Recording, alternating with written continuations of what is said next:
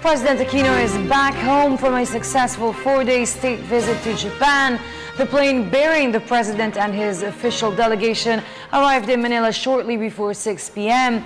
On hand to welcome him were Executive Secretary Paquito Ochoa, Secretaries Leila de Lima of Justice, Mar Rojas of the DILG, and Janet Garin of Health, and AFP Chief of Staff Gregorio Pio Katapang, and PNP Officer in Charge Leonardo Espina. In his arrival statement, the President enumerated the accomplishments of his latest foreign trip. Matapos ang apat na siksik na araw, nakauwi na po tayo mula sa isang matagumpay na state visit sa bansang Hapon. Doon talaga naman pong nakita natin ang bunga ng kolektibong pagsisikap ng isang lahi upang matagumpayan laban sa anumang pagsubok.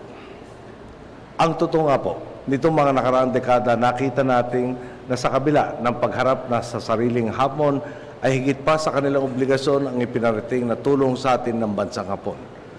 Malaki at tuloy-tuloy ang nila sa iba't ibang sektor ng ating pong lipunan, kabilang na ang para sa disaster preparedness, sa seguridad at sa kapayapaan sa Muslim Mindanao.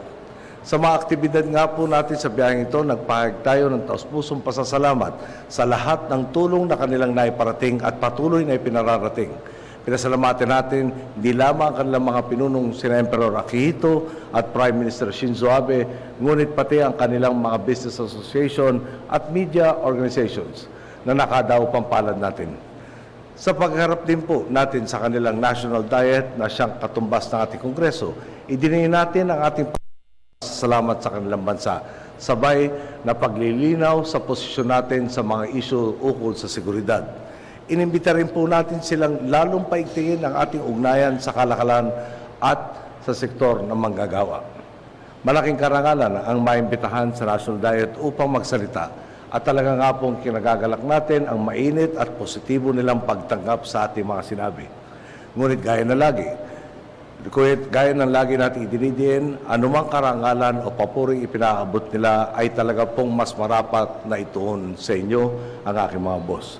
Anumang narating natin, hindi lamang ng aking individual na pagsisikap, kundi at mas importante ng pag-aambagan ng ating buong bansa habang tinatahak ang daang matuwid. Dala rin nga po ng pag-aambagang ito ang mga uwi natin pasalubong mula sa Japan. Ang maganda po rito, sa low-tech pan o high-tech na industriya, nakakalikha tayo ng oportunidad para sa bawat antas ng manggagawang Pilipino.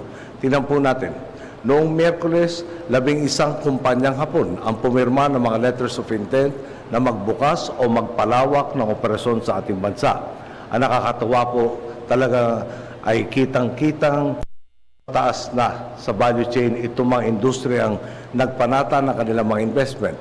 Mula po sa renewable energy, sa anyo ng electric tricycles, hanggang sa mga printer, smart glasses at iba pang digital media products. Mayroon din nga pong mga matataas na antas na gamit medikal tulad ng aortic catheter at in vitro diagnostics and hemodialysis treatment devices. Sa pagdadala nila ng produksyon ng mga ito sa Pilipinas, malinaw na lumalawak ang pagkilala ng mundo sa talino at talento ng Pilipino. Mayroon nga po sa kanilang nabalak nilang gawing sentro ng kanilang operasyon sa ASEAN ang ating bansa. Sa suma total po, may potensyal na umabot sa mahigit 13.5 bilyong piso ang panatang dagdag na investments ng 11 kumpanyang ito, na siya namang maaaring magdala ng 30,761 trabaho. Lalo pong maganda ito dahil alam namang natin kapag mas mataas sa value chain ang produktong nililikha ay mas mataas din ang pasahod at mas mabilis na matatamasa ang ginawa at dignidad ng buhay para sa nakakaraming Pilipino.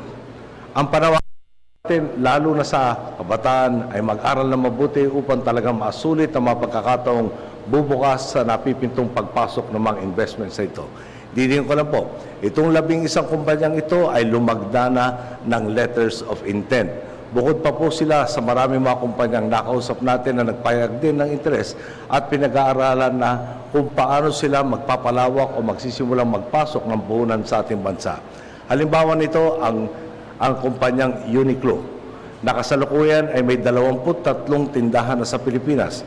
Paulit-ulit pong sinabi nais nila talagang wakin ang kanilang operasyon at minamadali na nga po nila ang pagbukas ng karagdagang 200 outlet sa ating bansa. Sa ating business meeting, niyaya natin silang magtayo na rin ng pagawaan ng kanilang mga produkto dito sa Pilipinas. Sabi nila, may mga proseso para kung dapat silang tapusin, kailangan ng mga allied factory para magawa yon. Eksakto naman pong nakasama rin natin sa isang pagtitipon ang supplier ng 50% ng kanilang mga tela at iba pang mga fibers. Nang mabanggit ko ang ating mungkay sa Uniqlo, naisip po niyang baka nga magandang magtayo na rin ng mga pabrika nitong mga supplier ng Uniqlo sa Pilipinas. Sinabi po niyang makikipulong siya agad sa kanyang kaibigan na nagmay-ari ng Uniqlo upang mapabilis ang pag-aaral at matingnan ang posibilidad o mapamadali ang posibilidad na gawin tayong manufacturing hub sa lalong madaling panahon. Dagdag pa pong good news, ang sari-sari mga kasunduan nilagdaan sa pagitan ng Japan at ng Pilipinas, partikular sa mga sektor ng kalusugan, maritime safety at kalakalan. Sa usapan naman po namin ni Prime Minister Abe, handa silang magbigay ng isang concessional loan para mapondohan ang 3 malalaking proyektong pang-infrastruktura. Ito pong concessional loan ang pautang na sobrang ganang interes at ipinagkakaloob ng kaibigan sa kanyang kapwa-kaibigan. Nagpapakita po ito ng kagustuhang tunay na makatulong kaysa maging pabigat. Ang handa po nilang ipahiram sa atin, tinatayang nasa 136.9 billion pesos. Lumagda rin po kami ng punong ministro sa isang joint declaration on strengthened strategic partnership na tunay nga po ang ugnayan ng ating mga bansa sa maraming sektor, kabilang na ang seguridad. Napapanahon po itong pagtaas ng antas ng ating relasyon sa Japan sa harap ng mga banta sa stabilidad sa West Philippine Sea. Ang mahalaga nga po, nakikita nating nagtutugma ang mga prinsipyo ng Japan at Pilipinas ukol sa paggalang sa mga karapatan ng bawat bansa, sa malayang paglalayag sa international waters at sa paghahari ng batas at mapayapang ugnayan upang matugunan ang anumang di pagkakaintindihan. Sa tulong nga po ng Japan, natatawag ang pansin ng mas marami pa sa sitwasyon sa mga dagat ng Asya. Talaga nga pong kinikilala na ng kalakhang mundo ang Pilipinas. Iginagalang ang ating mga posisyon, dinadagsa tayo ng mga negosyante at hinahangaan ang ating mga nagawa upang iangat ang antas ng pamumuhay sa ating pong bansa.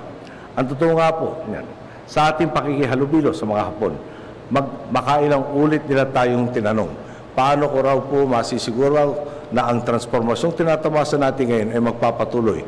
Ito pong malawak at makabuluhang serbisyong panlipunan, itong pag-angat ng ekonomiya at pagbubukas sa oportunidad, ang pagpapanagot sa mga tiwali, ang ating pambansang tagal. Paano raw po natin matitiyak na hindi masasayang, matitigil o magbabalik sa dating sitwasyon ang mga ito kapag tayo bumaba na po sa pwesto. Gaya po ng lagi, ang tugon ko, hindi ko nag-iisang nilikha ang pagbabago. Resulta ito ng pag-aambagan ng bawat disenteng Pilipino. Kaya mga boss, kayo ang gumawa ng pagbabago, kaya't kayo rin ang magpapanatili at magpapatuloy nito. Ang trabaho ko, siguraduhin ang positibong bunga ng reforma at mabuting pamamahala. Alam ko pong nakikita ninyo ito, kaya tiwala akong kayo mismo ang titiyak na hindi U-turn tungo sa baluktot. Tiwala akong maiangat natin ang antas ng politika mula sa bangayan ng personalidad tungo sa tunay na pagsusuri ng mga isyu, ng prinsipyo at ng pagkatao upang makita kung anong klaseng pamumuno ang makakapagpatuloy ng paghahatid ng benepisyo sa inyo pong lahat. Mga boss, sa bansang Hapon, nakita po natin ang resulta ng pilosipiyang nilang patuloy na hinangin ng sarili at ang lipunan upang maabot ang pinakamataas na pwede nitong abutin. Nakita ko ang maaaring marating ng isang kulturang talaga naman pong ginagawa ang lahat upang mabuo ang pinakamagandang produkto, serbisyo. Buo po ang tiwala ko. Tayo rin po ay may ganitong karakter. Nasa lahi din natin ang palaging pagsusuri sa sarili, ang patuloy na pagtutuwid sa mga baluktot at pagtatama ng mali. At ang pagbubuhos ng kakayahan upang marating ang pinakamataas na maaari nating marating. Hari nawa po, narito na at magpapatuloy pa ang panahon kung kailan hinahangaan tayo ng ibang mga lahi at tinatanong nila kung paano natin naabot ang transformasyon ng ating lipunan. Ang tugon nga po, nagkaisa tayo, nagsikap tayo at nanalig tayo sa may kapal. Tinahak natin ang damatwid at dito nga po tayo nananatili sa katuparan ng kolektibo nating mga pangarap.